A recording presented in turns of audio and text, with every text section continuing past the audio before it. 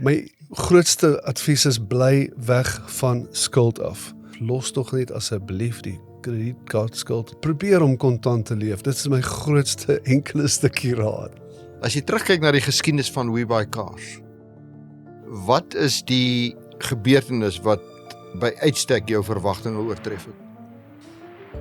Die vermoë van die jong mense om oor te vat by ou mense. Ons groeikurwe het eksponensieel verbeter toe ons die jong mense vertrou het om te doen wat ons hulle leer.